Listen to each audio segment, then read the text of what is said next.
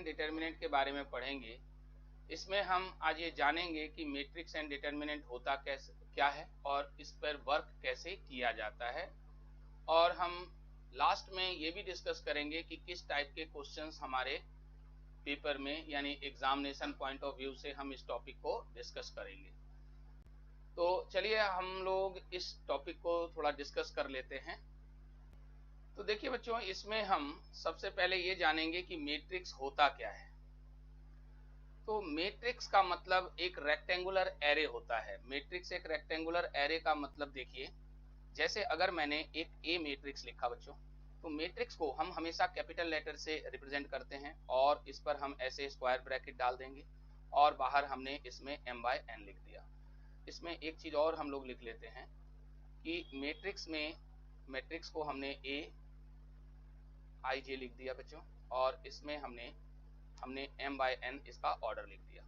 तो यहाँ पर i और j बाय डिफॉल्ट जो i क्रॉस j लिखा है, i इंडिकेट करता है बच्चों रो को और j इंडिकेट करेगा कॉलम को। ये बाय डिफॉल्ट होता है कि अगर मान लो आपको 2 3 लिखा हुआ है, 2 3 का मतलब 2 इंडिकेट कर रहा है नंबर ऑफ रो को और 3 इंडिकेट कर रहा है नंबर ऑफ कॉलम को। तो ये बाय डिफॉल्ट है। जब भी आपको कोई भी नंबर दिया हो तो पेयर वाला नंबर का जो पहला पार्ट है वो रो का नंबर होता है और दूसरा वाला नंबर कॉलम को इंडिकेट करता है। यहाँ जो m/n लिखा हुआ है, this is known as the order of the matrix. Order of matrix, order of the matrix क्या बताता है? हाँ जी, तो ये ऑर्डर ऑफ द मैट्रिक्स को डिनोट करता है। ऑर्डर ऑफ द मैट्रिक्स से क्या मतलब है हम लोगों का? ऑर्डर ऑफ द मैट्रिक्स हमें बताता है कि इस मैट्रिक्स में कितने एलिमेंट मौजूद हैं। जैसे फॉर एग्जांपल हमने बोल दिया कि if we have 12 elements in a matrix, that means ये 12 को हम कितने तरीके से अरेंज कर सकते हैं। तो 12 का जो पॉसिबल अरेंजमेंट होता है, पॉसिबल अरेंजमेंट वो क्या क्या हो सकता है? देखो, 1/12 का हो सकता है, यानी एक रो हो 12 कॉलम हो, या फिर 12 रो हो 1 कॉलम हो, या फिर 2/6 का हो सकता है, 2 रो 6 कॉलम, या फिर 6/2 हो सकता है, 6 रो 2 कॉलम, 3/4 भी हो सकता है, 3 रो 4 कॉलम, और इसी प्रकार से हमारा 4 रो 3 कॉलम भी हो सकता है। तो ये हमारे पास पॉसिबल अरेंजमेंट हैं किसी भी मैट्रिक्स के। इसी को हम ऑर्डर कहते हैं, ऑर्डर ऑफ द मैट्रिक्स। तो ऑर्डर से हमें क्या पता लग रहा है कि कितने एलिमेंट इस मैट्रिक्स में मौजूद हैं बच्चों। अब मेरे पास मैट्रिक्स कैसे लिखते हैं इसके बारे में चर्चा कर लेते हैं। जैसे मान लेते हैं हमने एक मैट्रिक्स लिखना है A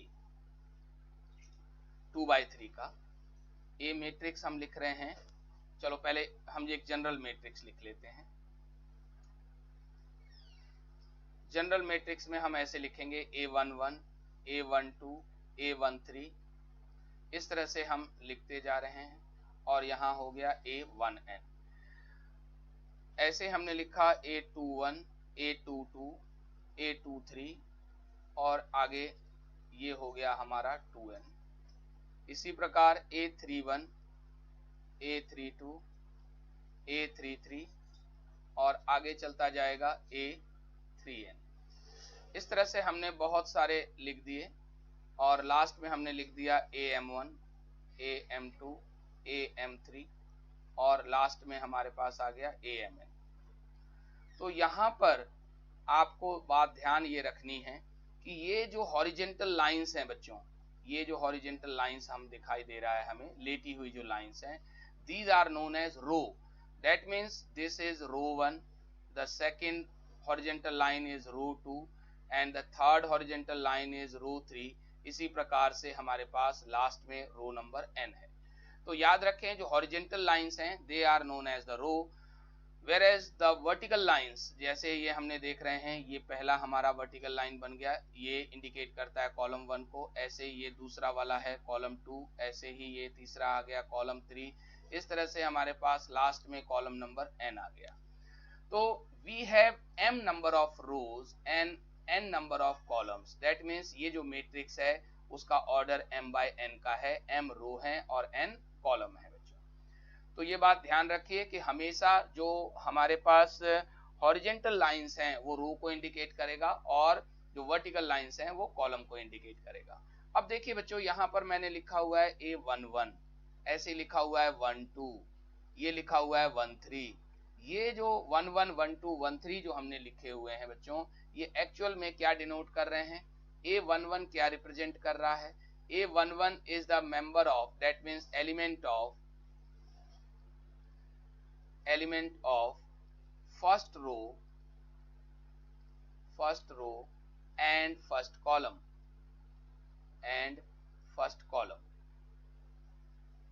ऐसे ही A12 जो है ये क्या इंडिकेट कर रहा है? दिस इज द एलिमेंट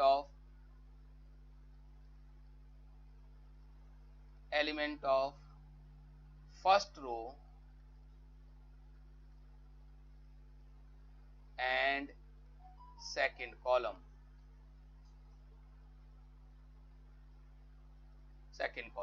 ऐसे मान लेते हैं A23 अगर दिया हुआ है तो A23 आपका एलिमेंट है, element of second row and third column का।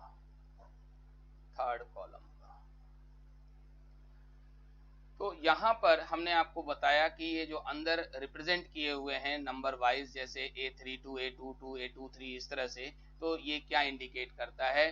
तो मैंने आपको पहले भी बता रखा है कि बाय डिफॉल्ट आपको जो पहले वाला नंबर है, जैसे 11 में 1 है और फिर 1 है, ऐसे 12 में पहला 1 है दूसरा 2 है, तो ये पहला जो 1 है वो इंडिकेट कर रहा है रो को, दूसरा 2 को इंडिकेट कर रहा है। अगर मैं एक एग्जाम्पल लिख लूं, जैसे मैंने बोला कि एक मैट्रिक्स A है जो कि 2/3 ऑर्डर का है, दैट मीन्स 2 रो हैं और 3 कॉलम्स हैं।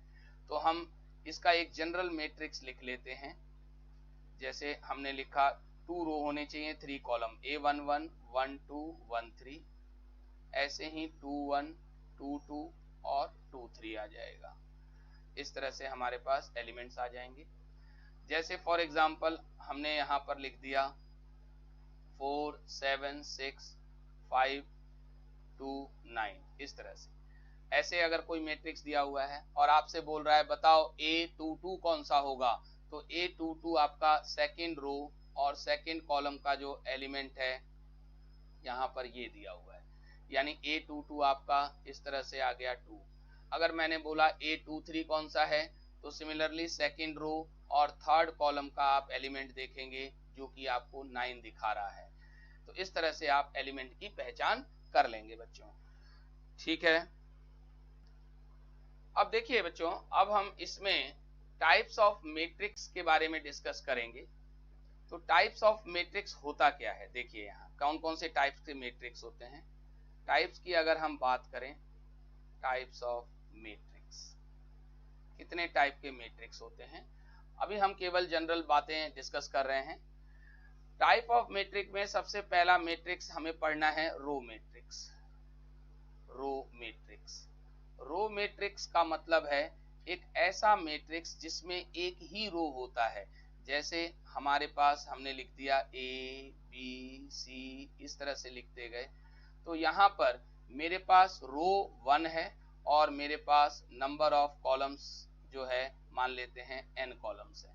तो अगर कोई मैट्रिक्स ऐसा है जिसका ऑर्डर, यानी कि अगर कोई मैट्रिक्स A है, इसका ऑर्डर 1/n है, तो ये इंडिकेट करता है कि it contain only 1 row and n number of columns. This type of matrix is said to be row matrix, ठीक है जी। Now the second matrix is column matrix. Column matrix में जैसा कि इसका नाम है कॉलम, तो इसमें एक ही कॉलम होगा लाइक दिस, ये A, B, C इस तरह से हमारे पास होंगे। तो इसका आपने देखा कि हमारे पास कॉलम तो n हो गए, सॉरी रो तो n हो गए, कॉलम हमारे पास 1 है। तो अगर कोई मैट्रिक्स इस टाइप का है जिसका ऑर्डर n/1 है, तो n/1 इंडिकेट करता है कि this matrix contain only one column, तो इस मैट्रिक्स को हम कॉलम मैट्रिक्स कहेंगे। तीसरा मैट्रिक्स होता है हमारा null matrix. Null matrix, null matrix, तो नल मैट्रिक्स का दूसरा नाम भी होता है, इसको हम जीरो मैट्रिक्स भी बोलते हैं, जीरो मैट्रिक्स भी बोलते हैं। तो इसको जनरली हम O से डिनोट कर लेते हैं। और इसमें क्या होता है, एक ऐसा मैट्रिक्स जिसमें सारे के सारे एलिमेंट जीरो होते हैं, उस टाइप के मैट्रिक्स को हम नल मैट्रिक्स या जीरो मैट्रिक्स कहते हैं। बच्चों समझ में आ रही होगी आप लोगों को। फोर्थ है, नल मैट्रिक्स के बाद हमारे पास आता है स्क्वायर मैट्रिक्स। स्क्वायर मैट्रिक्स, तो स्क्वायर मैट्रिक्स का मतलब एक ऐसा मैट्रिक्स, जैसा कि इसका नाम दिखाई दे रहा है स्क्वायर, तो स्क्वायर हम लोगों ने बहुत छोटी क्लासेस में पढ़ा था कि एक स्क्वायर एक ऐसा पॉलीगन होता है जिसमें 4 साइडें होती हैं और all the 4 sides are equal. That means मेरे पास यहाँ पर एक ऐसा मैट्रिक्स हम लेंगे जिसमें जितने रो होंगे उतने ही कॉलम हो। जैसे हमने 2 3 4 5 लिख लिया यहाँ, तो इस मैट्रिक्स का नंबर ऑफ रो 2 है और कॉलम भी 2 है, तो इस टाइप के मैट्रिक्स को हम क्या बोलेंगे, स्क्वायर मैट्रिक्स।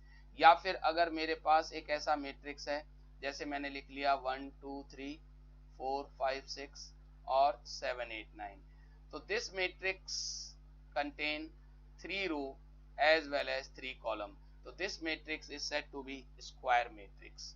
ठीक है, तो स्क्वायर मैट्रिक्स को जैसे अगर मुझे A हमने 2 बोल दिया, तो ऑर्डर को हमें 2 by 2 बोलने की जरूरत नहीं है। अगर A 2 बोल रहे हैं तो हम सिंपल ही ये समझ जाते हैं कि ये एक 2 ऑर्डर का मैट्रिक्स है, यानी 2 by 2 ऑर्डर का मैट्रिक्स है। ऐसे इसमें A3 है, A3 बोलने का मतलब है कि दिस इज 3 by 3 मैट्रिक्स। तो स्क्वायर मैट्रिक्स में हमें 2 बार बोलने की जरूरत नहीं होती है। बस ध्यान रखें कि इसमें जो है, अगर ऑर्डर m by n का है, अगर ऑर्डर m by n का होता है मैट्रिक्स में, तो m should be equal to m is equal to n होना चाहिए। स्क्वायर मैट्रिक्स की ये पहचान है। एक नंबर के क्वेश्चन में ऐसा कभी कभी पूछ भी लेता है कि स्क्वायर मैट्रिक्स की क्या कंडीशन होती है, तो आप लिखेंगे इफ अ मैट्रिक्स A जो है और उसका ऑर्डर m by n है, तो स्क्वायर मैट्रिक्स होने के लिए कंडीशन क्या है कि m should be equal to n होना चाहिए। इसके बाद हमारे पास इसमें हमने बोल दिया कि रेक्टेंगुलर मैट्रिक्स क्या होता है।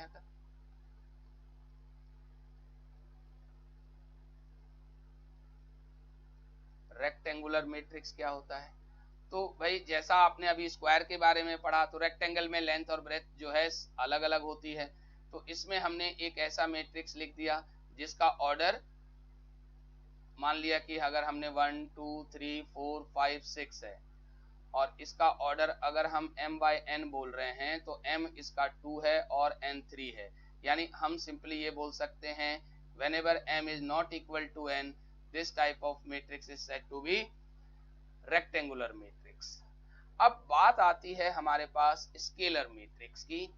स्केलर मैट्रिक्स देखिए बच्चों, स्केलर मैट्रिक्स,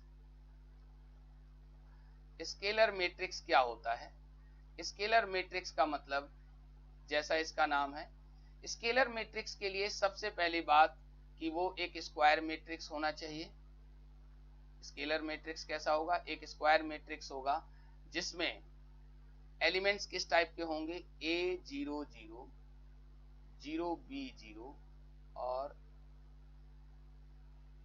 0B0, और यहाँ पर हम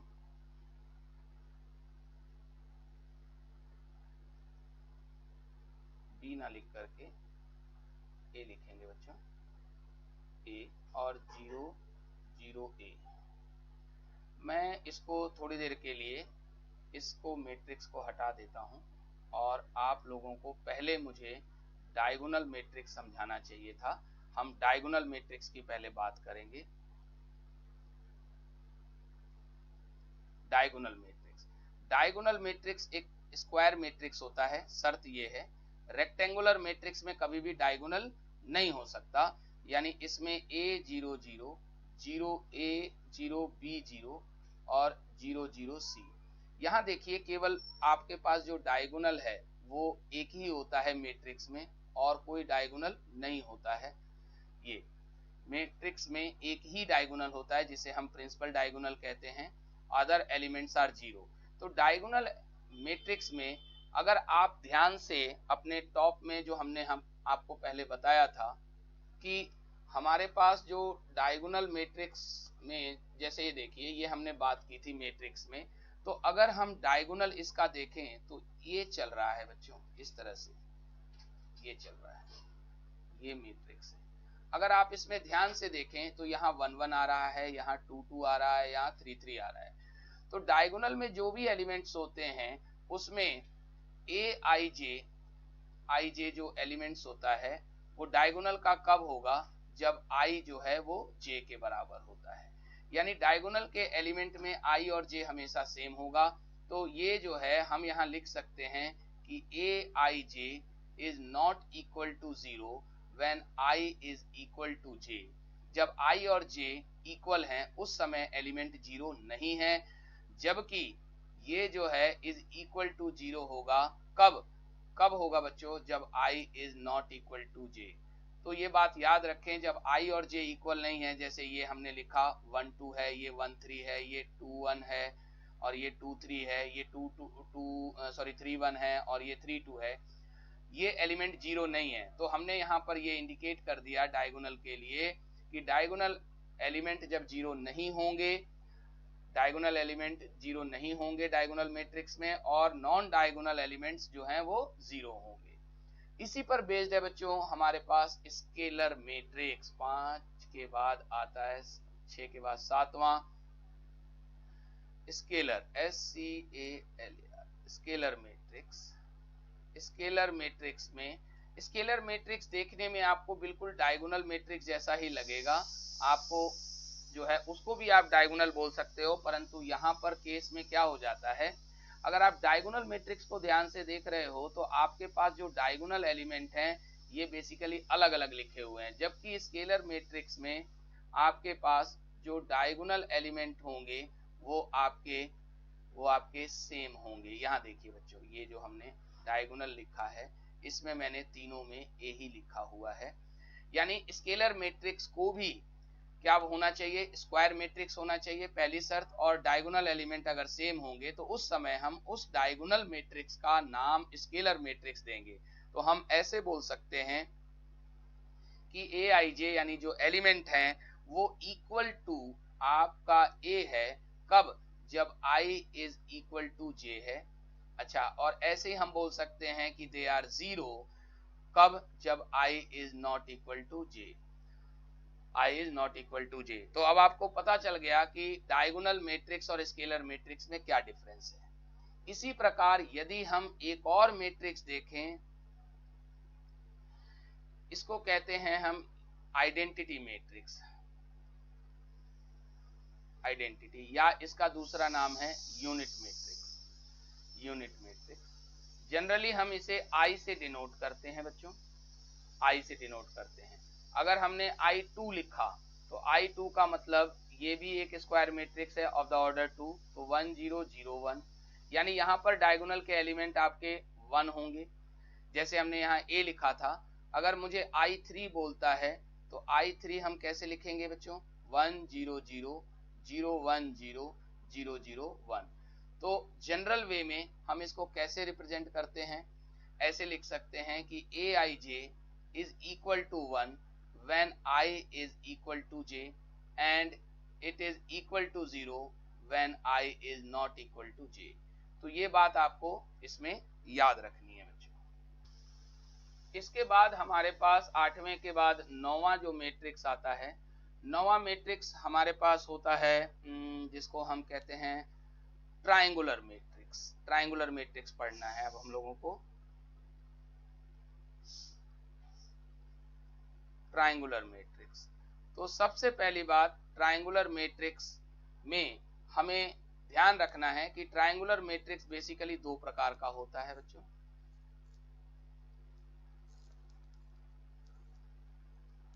एक होता है अपर ट्रायंगुलर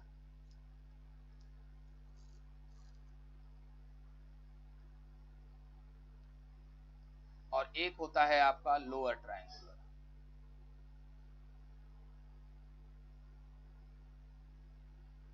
एक होता है अपर ट्रायंगुलर, एक होता है लोअर ट्रायंगुलर। यहां पर हमें जो देखना है कि ये अपर ट्रायंगुलर क्या चीज है और लोअर ट्रायंगुलर क्या चीज है बच्चों।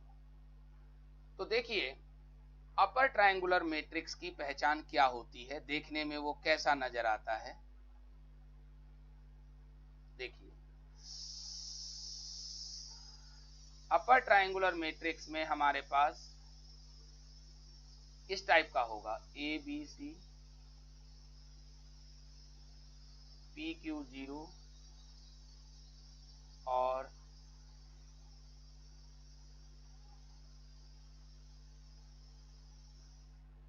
ये जो होता है हमारे पास मेन डायगोनल के यहाँ पर सॉरी गड़बड़ हो रही है,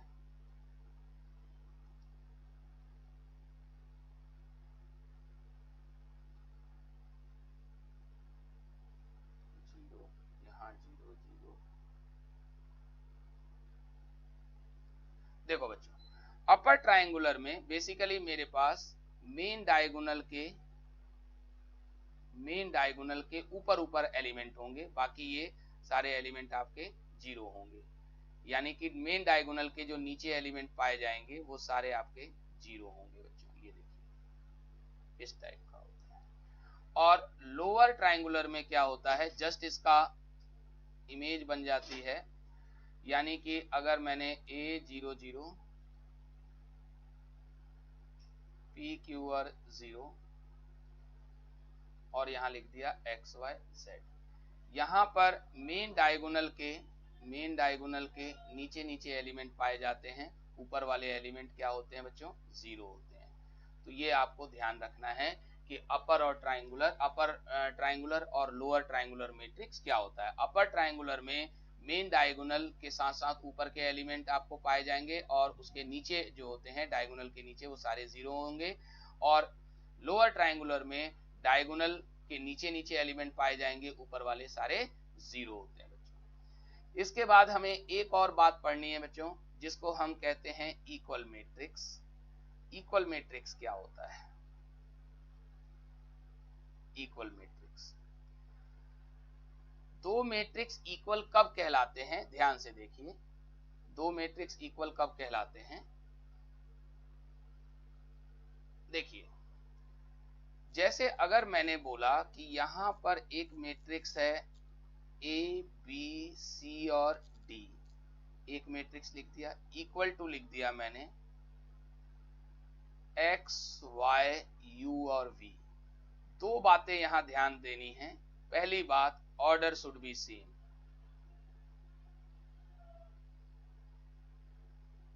ऑर्डर शुड बी सेम, दोनों के ऑर्डर सेम होने चाहिए। दूसरी कंडीशन, नेसेसरी कंडीशन है, इसके बगैर वो इक्वल नहीं हो सकता, ऑर्डर सेम होने चाहिए। और दूसरा, एलिमेंट्स आर आल्सो सेम,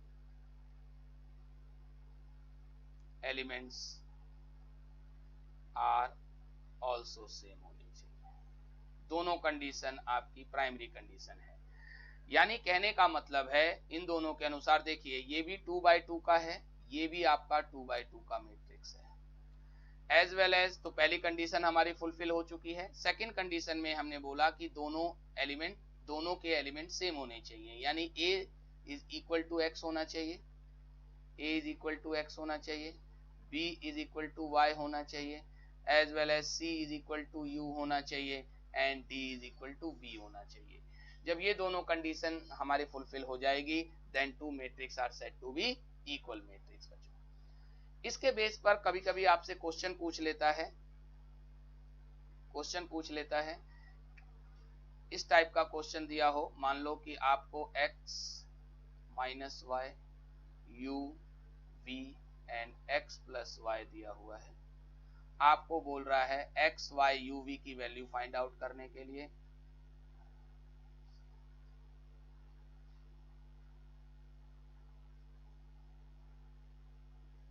इस तरह से हमें बोल रहा है कि ये दोनों इक्वल मैट्रिक्स है, तो फाइंड कीजिए, फाइंड करना है x y u and v। तो पहली बात हमने देखा कि हमें जो x y u v जो फाइंड आउट करना है, x y u v में आप ध्यान से देखिए, हमने जो कंडीशन बताई थी उसके अनुसार से ऑर्डर दोनों का सेम ही है। अब आप यहाँ पर लिखेंगे x minus y is equal to 5 होना चाहिए, u इज इक्वल टू 2 होना चाहिए, ऐसे ही v जो है वो इक्वल टू 3 होना चाहिए, और x plus y is equal to 9 होना चाहिए। तो u और v की वैल्यू तो आपकी डायरेक्टली निकल गई, जबकि x और y की वैल्यू निकालने के लिए आपको इन दोनों इक्वेशंस को सॉल्व करना पड़ेगा। तो आप लोगों ने ऐसा इक्वेशन 10th क्लास में ही सॉल्व करना सीख लिया था। 10th क्लास में आपने कैसे सॉल्व किया था बेटे? अब ये दोनों इक्वेशन हैं, तो अगर मैं इन दोनों को माइनस कर लूं, अभी दोनों के कोफिशिएंट यानी x और y के कोफिशिएंट लगभग सेम ही नजर आ रहे हैं, तो मैंने दोनों इक्वेशंस को सब्ट्रैक्ट कर लिया, तो इससे x और x कैंसिल हो जाएगा, यहाँ माइनस 2y हो गया, यहाँ पर भी साइन चेंज किया तो 5 minus 9 is equal to minus 4 हो गया। तो यहां से y की वैल्यू आ गई 2।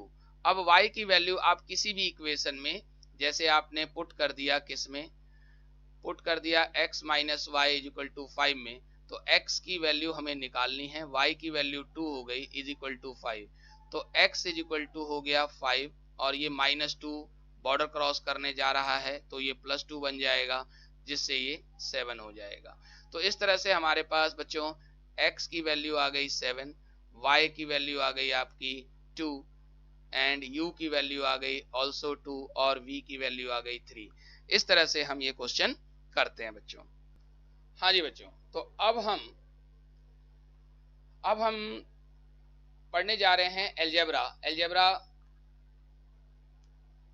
Algebra on matrix. कैसे हम एलजेब्रा ऑफ मैट्रिक्स, देखिए बच्चों ये हम पढ़ने जा रहे हैं algebra of matrix, algebra of matrix. Algebra यहाँ पर हम जो पढ़ेंगे, एडिशन, सब्ट्रैक्शन, मल्टीप्लिकेशन कैसे करते हैं मैट्रिक्स में, ये हमें सीखना है। तो सबसे पहले हम दो मैट्रिक्स ले लेंगे बच्चों। जैसे ए हमने एक मैट्रिक्स लिखा, इसके मैंने लिख लिया 3 माइनस 1 3 माइनस 1 एंड 4, और माइनस 2 0 5 रख लेते हैं यहाँ, माइनस 2 0 एंड 5। इसी प्रकार एक और मैट्रिक्स हम ले लेते हैं, और ये हमने लिख लिया 5 1 3 और 6 माइनस 2 4, 6 माइनस 2 4। ये दो मैट्रिक्स हमने फिलहाल के लिए लिख लिए हैं। सबसे पहला हम सीखने जा रहे हैं एडिशन।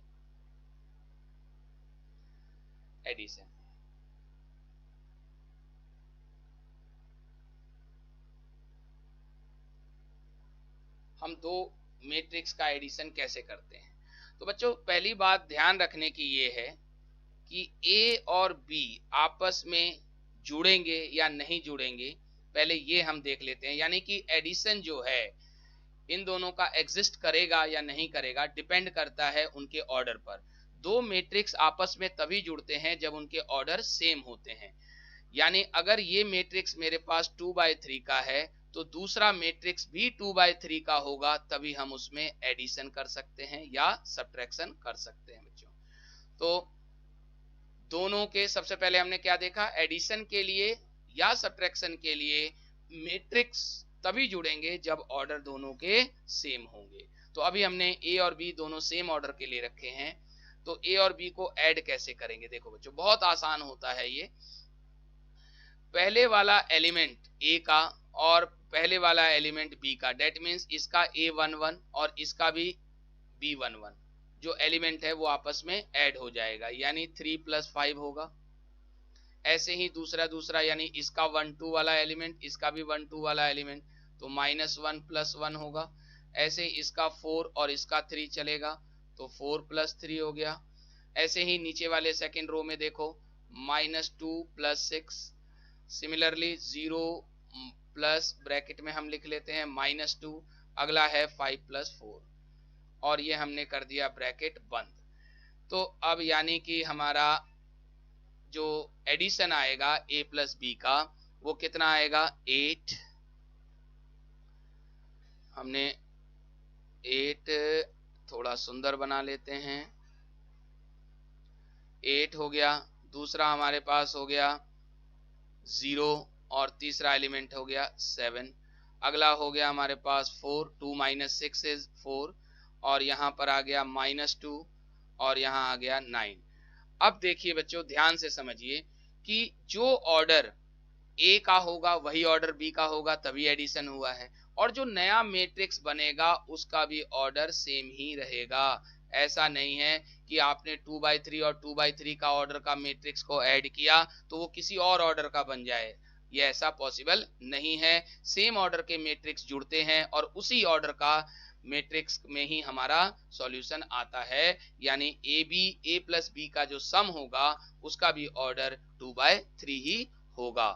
अब यहाँ छोटी छोटी बातें हमें डिस्कस करनी है कि अगर दो मैट्रिक्स ए और बी थे तो सबसे पहली प्रॉपर्टी हमें पढ़ना है कि ए में बी को जोड़ दो या बी में ए को जोड़ दो, ये दोनों ही सेम होते हैं, जिसको हम कम्यूटेटिव लॉ कहते हैं।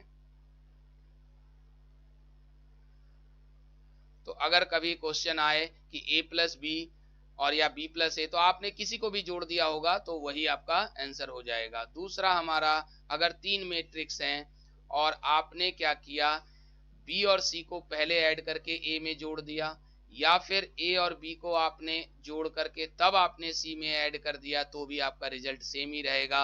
इस रिजल्ट को यानी इस लॉ को हम एसोसिएटिव लॉ बोलते हैं बच्चों। तीसरा हमारा जो सी है, इसमें बोलता है कि ए में अगर हमने 0 ऐड कर दिया, 0 यानी नल मैट्रिक्स हमने ऐड कर दिया, और या फिर 0 में ऐड कर दिया, नल मैट्रिक्स में ए ऐड कर दिया, तो अक्सर हमेशा ए आएगा। इसको हम कहते हैं एग्जिस्टेंस ऑफ एडिटिव आइडेंटिटी, यानी कि additive identity, existence of additive identity, additive identity. Additive identity क्यों बोला है बच्चों, ये हम लोगों ने जनरल अपने मैथमेटिक्स में पढ़ा हुआ है अलजेब्रा में, कि अगर हम किसी नंबर में यहाँ हम आपको थोड़ा सा समझा देते हैं, फिर इसको रब कर देंगे। देखो बच्चों, अगर हम किसी नंबर में x में 0 जोड़ दें, या फिर 0 में कोई नंबर जोड़ दें, 0 में हमने वो नंबर जोड़ दिया तो हमेशा वही नंबर आता है, क्योंकि 0 जो है identity, 0 is the identity element कहलाता है। किसके लिए? आइडेंटिटी एलिमेंट फॉर एडिशन के लिए, ADDITI। तो 0 क्या कहलाता है बच्चों?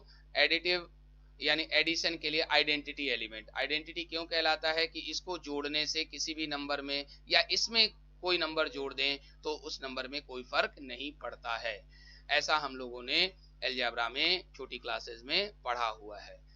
अब इसके बाद हमारे पास जो है चौथी बड़ी सिंपल सी एक और जो है प्रॉपर्टी है कि ए में यदि हम इसका नेगेटिव ए ऐड कर दें तो हमेशा 0 होता है, हमेशा आपका आइडेंटिटी एलिमेंट मिलेगा, जिसको हम कहते हैं एग्जिस्टेंस ऑफ एडिटिव इनवर्स। क्या बोलते हैं इसको? Existence of additive inverse,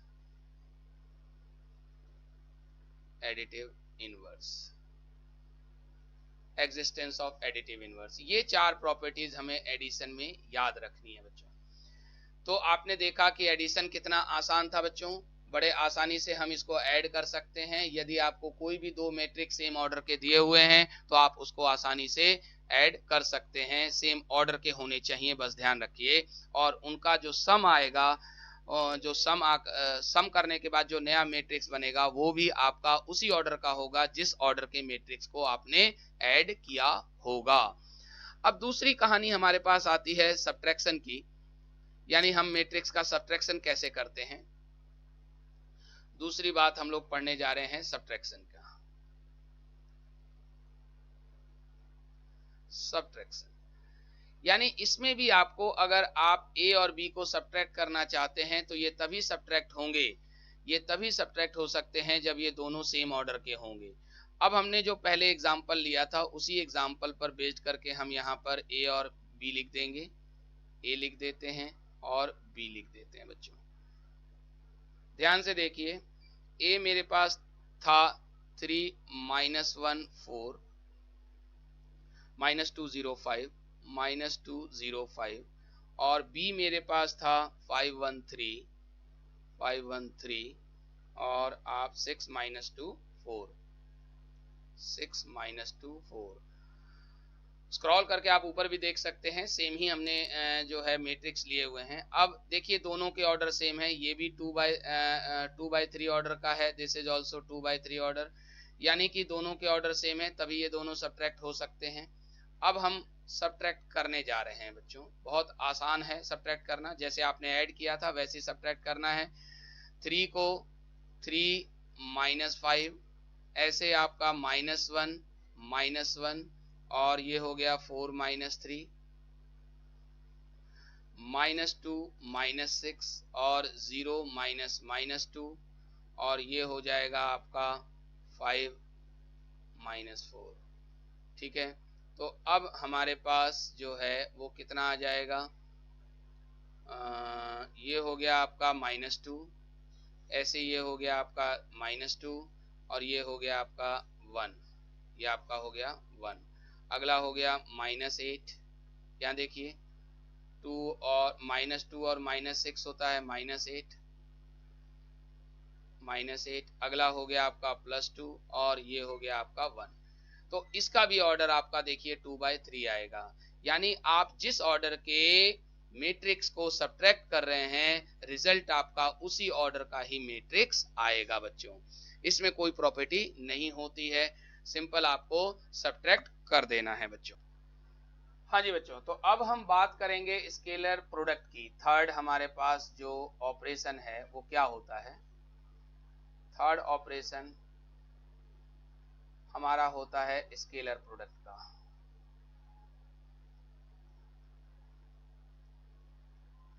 scalar product, तो बच्चों स्केलर प्रोडक्ट जो है, जैसा इसका नाम है स्केलर, स्केलर मीन्स होता है एनी कांस्टेंट। जैसे मैंने बोला कि आप 4 को ए मैट्रिक्स से मल्टीप्लाई करो, तो यहाँ 4 क्या है, एक स्केलर क्वांटिटी है और ए एक मैट्रिक्स है। फॉर एग्जांपल हमने ले लिया, जैसे हमने ले लिया ए हमें दिया हुआ है 2 -3 मान लेते हैं, ए मुझे दिया हुआ है 2 -3 and 1 -1 और 5 6 और 4, हमने ये ए एक मैट्रिक्स ले रखा है। अब मुझे 4a निकालना है, 4a निकालना है, तो यानी 4 को आप क्या करेंगे, इस ए मैट्रिक्स में के हर एक मेंबर से मल्टीप्लाई कर देंगे, सिंपल मल्टीप्लिकेशन करना है और कुछ नहीं, हर एक एलिमेंट को 4 से मल्टीप्लाई करके आपका रिजल्ट आ जाएगा। 4 × 2 कर देंगे बच्चों 8 हो जाएगा, ऐसे 4 × -3 करेंगे -12 हो जाएगा, 4 × -1 करेंगे -4 हो जाएगा, ऐसे 4 × 5 कर देंगे 20, 4 × 6 24, 4 × 4 16। तो यहाँ पर ये स्केलर प्रोडक्ट कहलाता है। स्केलर का मतलब मैंने आपको पहले ही बता दिया, स्केलर का मतलब हमारे पास होता है कांस्टेंट टर्म।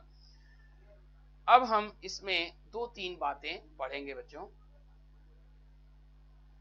अगर मेरे पास दो मैट्रिक्स हैं ए और बी, हमने पहली प्रॉपर्टी देखी कि if A and B are two matrix, if A and B are two matrix, A and B are two matrix, matrix ना लिख के two matrices of same order,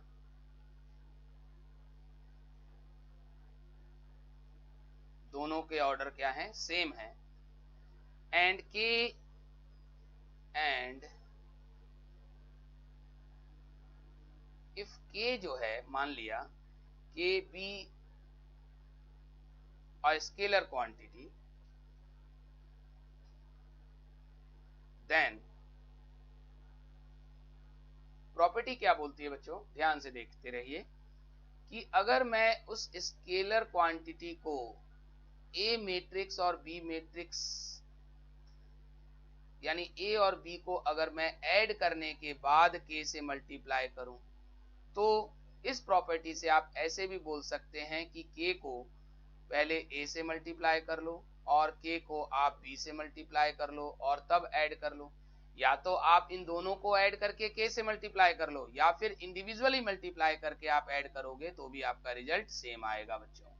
ठीक है, अगला हमने देखा कि इफ मेरे पास k1 and k2 are two scalars हैं,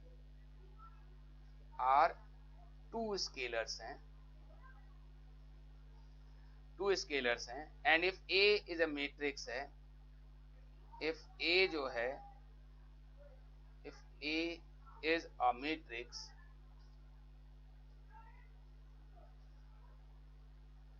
एक मैट्रिक्स है, then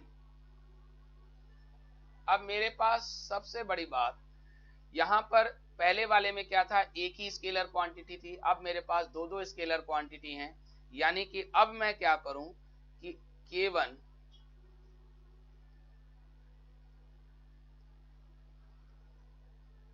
k1 प्लस k2 यानी दोनों स्केलर क्वांटिटी को ऐड करके मैं मैट्रिक्स से मल्टीप्लाई कर लूं, या फिर मैं अलग अलग इस मैट्रिक्स को इन स्केलर क्वांटिटी से मल्टीप्लाई कर दूं k1 इंटू ए प्लस k2 इंटू ए, तो दोनों ही केसेस में मेरे पास क्या हो जाएगी मैट्रिक्स, ये दोनों वैल्यूज सेम आएंगी बच्चों। ये हमारी सेकंड प्रॉपर्टी है।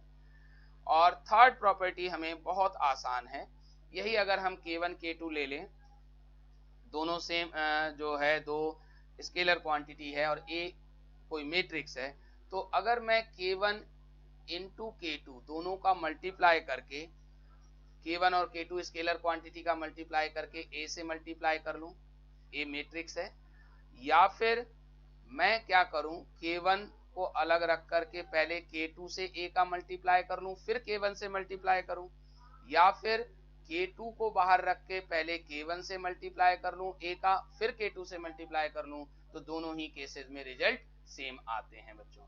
तो हम इसी को जो है बी में ही हम 1 नंबर और 2 नंबर इसको ध्यान में रखेंगे बच्चों। तो इस तरह से हमने स्केलर प्रोडक्ट के बारे में इसमें देखा बच्चों। हाँ जी बच्चों, तो अब हमें देखना है प्रोडक्ट ऑफ टू यानी मल्टीप्लिकेशन ऑफ टू मैट्रिक्स। चौथी बात, अब हम बात कर रहे हैं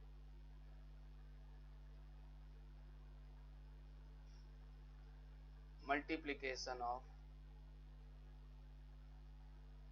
टू मैट्रिक्स।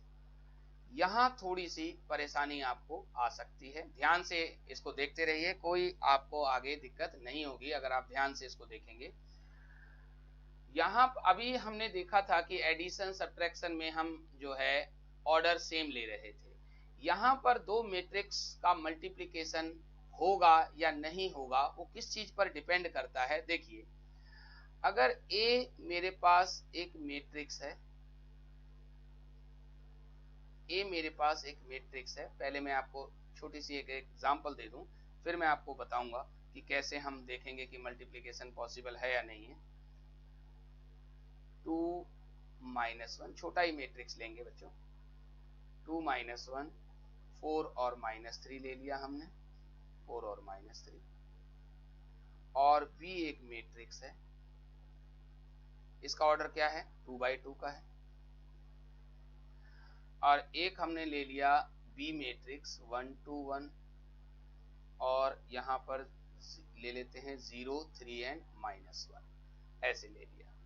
अब देखिए, क्या A और B का मल्टीप्लिकेशन हो सकता है या नहीं, A का B से मल्टीप्लिकेशन एग्जिस्ट करेगा या नहीं करेगा। एग्जिस्टेंस की बात अगर हम करें,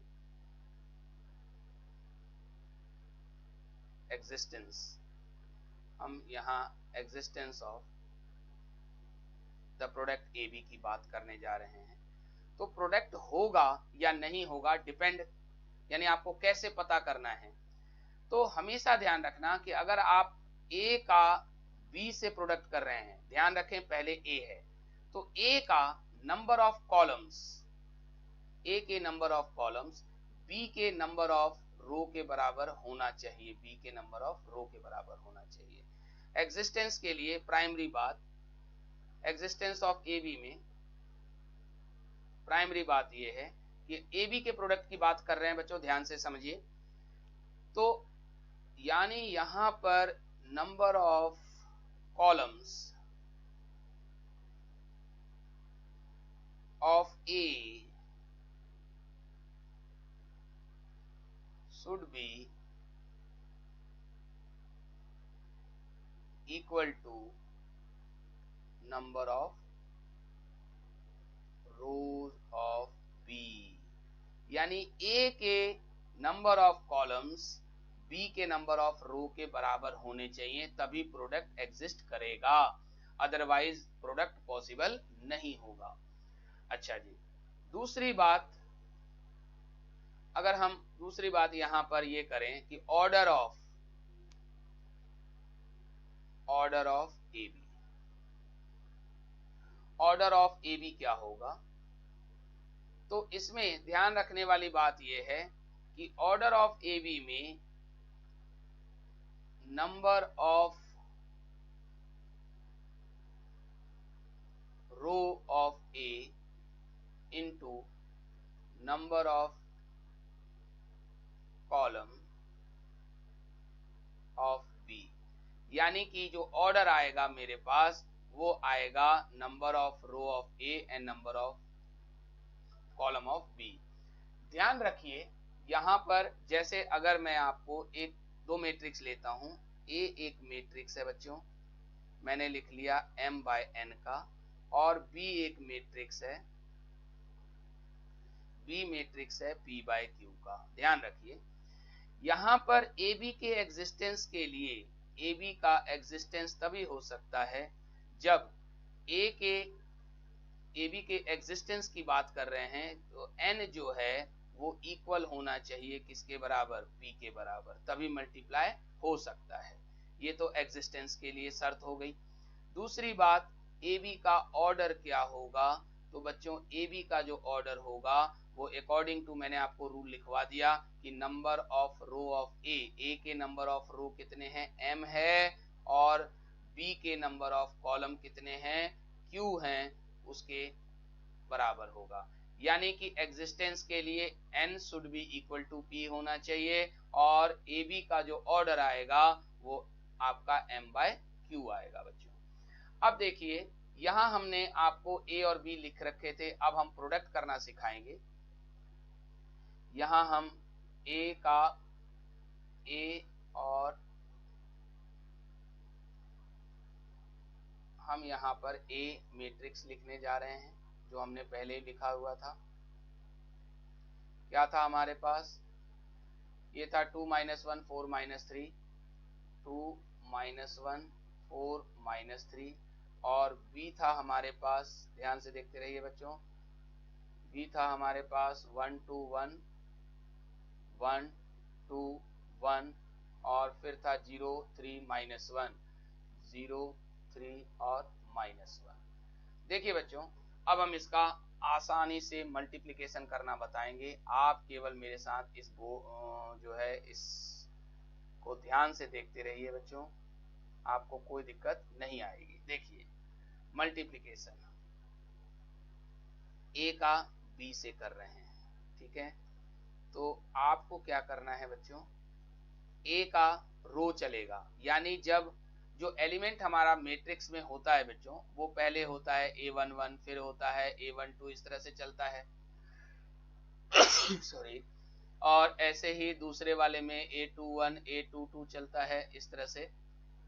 तो 1 1 जो हमारा आएगा ए बी का, वो फर्स्ट रो का जब फर्स्ट वाले कॉलम से पूरा मल्टीप्लाई हो जाएगा तो हमारा ए बी का पहला एलिमेंट तैयार हो जाएगा। देखिए कैसे, इसमें ए में हमें रो वाइज चलना है, बी में हमें कॉलम वाइज चलना है। हम जो है दूसरा एक देखिए ध्यान से, हमें रो वाइज और कॉलम वाइज चलना है, तो इसका हमारे पास 2 किससे मल्टीप्लाई होगा, इस 1 से, तो हमने लिख दिया 2 इंटू 1, बीच में हम प्लस लगाएंगे बच्चों, और फिर अब हम इसका और इससे मल्टीप्लाई करेंगे, यानी इसमें हम आगे की तरफ बढ़ेंगे, इसमें नीचे की तरफ बढ़ेंगे, तो अगला एलिमेंट -1 का मल्टीप्लाई होगा 0 से। ये हमारा पहला मेंबर यानी पहला एलिमेंट ऑफ ए बी तैयार हो गया है। सिमिलरली अब हम पहले रो का दूसरे से मल्टीप्लाई करेंगे। यहाँ देखो हमने लिखा हुआ है A12 का मतलब first row second column, first row of A and second column of B। Now 2 into 2 plus बीच में आ गया -1 इंटू 3। ऐसे फिर मैंने इसको यानी कि फर्स्ट रो का थर्ड कॉलम से मल्टीप्लाई करके A13 तैयार कर दूंगा मैं AB का, यानी 2 इंटू 1 और फिर बीच में प्लस लगाना है -1 इंटू देखिए 2 का हमने 1 से कर दिया, अब हमें किसका करना है, -1 का 1 से करना है, तो -1 का -1 से करना है। तो ये हमारा पहला रो तैयार हो गया। ऐसे ही सेम काम हम सेकंड रो के साथ करेंगे बच्चों। सेकंड रो का हर एक कॉलम से मल्टीप्लाई करेंगे, तो ये हो जाएगा बच्चों 4 इंटू 1 और प्लस बीच में लगाने के बाद -3 इंटू 0। ऐसे ही हमारे पास हो जाएगा 4 इंटू 2 और प्लस -3 इंटू 3, और ऐसे ही फिर हमारे पास हो जाएगा 4 इंटू 1 प्लस -3 इंटू -1। तो हमारे पास जो मैट्रिक्स आ गया बच्चों, बहुत देखिए 2 इंटू 1 2, और ये तो आपका 0 ही हो गया, तो ये बच गया आपका 2। सिंपल एडिशन सब्ट्रैक्शन करना है, 4 -3 यानी कि 4 -3 हो गया, देखो ये 4 हो गया और ये -1 इंटू 3 3, तो 4 -3 इज 1। आगे हमने देखा 2 और ये +1 यानी 2 + 1 इज 3। ऐसे ही हमारे पास ये हो गया आपका 4, ये तो 0 ही हो गया बच्चों। अब यहाँ 8 -9 करोगे तो -1 आ जाएगा, ऐसे 4 और +3 हमारे पास 7 आ गया। ऑर्डर देखते हैं बच्चों। मल्टीप्लिकेशन के लिए हमने देख लिया, मल्टीप्लिकेशन में हमने शर्त बताई थी, जैसे ये 2/2 का है, ये हमारा 2/3 का है, तो column of A should be equal to the row of B, तो मल्टीप्लाई हो चुका। अब ऑर्डर क्या आना चाहिए था, A का रो और B का कॉलम, तो यानी कि ऑर्डर कितना आना चाहिए था 2/3 का। देखिए ये 2/3 ऑर्डर का ही हमारे पास मैट्रिक्स बना हुआ है, ठीक है। तो इस तरह से हमने आपको मैट्रिक्स का मल्टीप्लिकेशन सिखाया है, और कई आप एग्जांपल लेकर के मल्टीप्लाई कर सकते हैं बच्चों। हाँ जी बच्चों, अब आपको हम बताने जा रहे हैं कि क्या BA एग्जिस्ट करेगा, क्या BA एग्जिस्ट करेगा। देखिए यहाँ पर ये हमारे पास AB था, अब हम मल्टीप्लाई करके देख रहे हैं कि B का A से मल्टीप्लाई हो सकता है नहीं। अब हमने B को पहले ले रखा है, ध्यान से देखिए। जनरली जो हम लोग अलजेब्रा में पढ़ते हैं उसमें 2 नंबरों का प्रोडक्ट आप जो करते हैं तो A इंटू B कर लें या B इंटू A कर लें, वो सेम होता है, बट यहाँ मैट्रिक्स में ऐसा नहीं होता है बच्चों।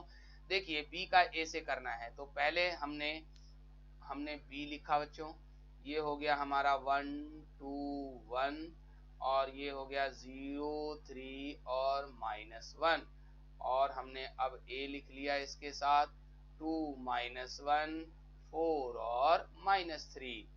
तो यहाँ आप मल्टीप्लाई जब करेंगे तो पहले वाले का रो लेना है, इसका कॉलम लेना है, तो क्या ये मल्टीप्लाई एग्जिस्ट कर रहा है, यहाँ लिख देंगे डज नॉट एग्जिस्ट। क्यों एग्जिस्ट, डज नॉट एग्जिस्ट क्यों नहीं कर रहा है, यहाँ पर ऑर्डर है 2/3 का, यहाँ ऑर्डर था 2/2 का। तो मैट्रिक्स मल्टीप्लिकेशन में सबसे पहली शर्त थी कि number of column of first matrix should be equal to the number of row of second matrix, तो ये दोनों इक्वल नहीं हैं, इसलिए एग्जिस्ट नहीं करेगा। तो यहाँ हमने कुछ प्रॉपर्टी सीखेंगे बच्चों मल्टीप्लिकेशन के लिए, कि AB जो है जनरली बी ए के इक्वल नहीं होता है बच्चों।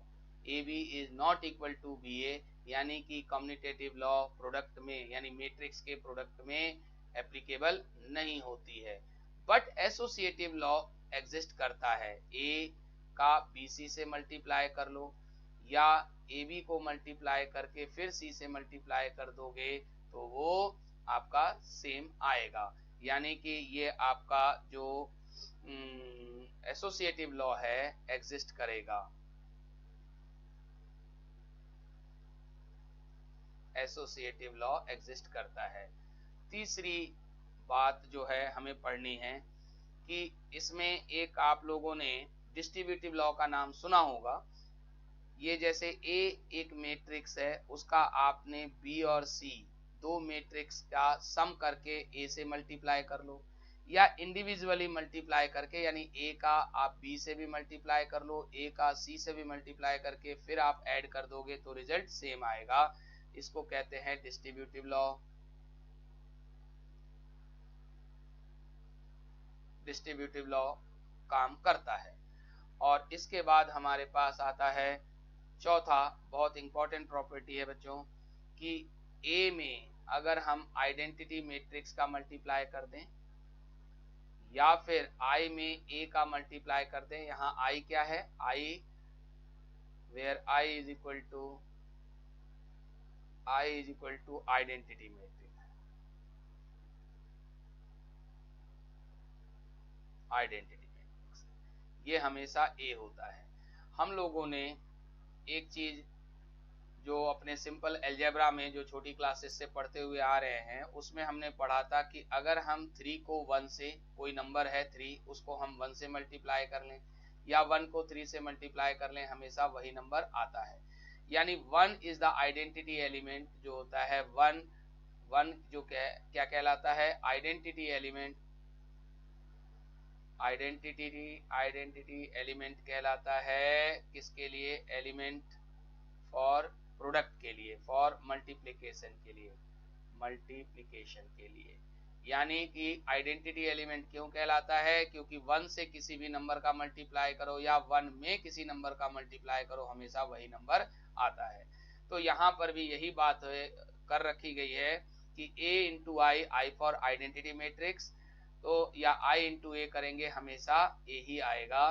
तो ये बात आपको ये मल्टीप्लिकेटिव आइडेंटिटी के नाम से जानी जाती है। ये कहलाता है मल्टीप्लिकेटिव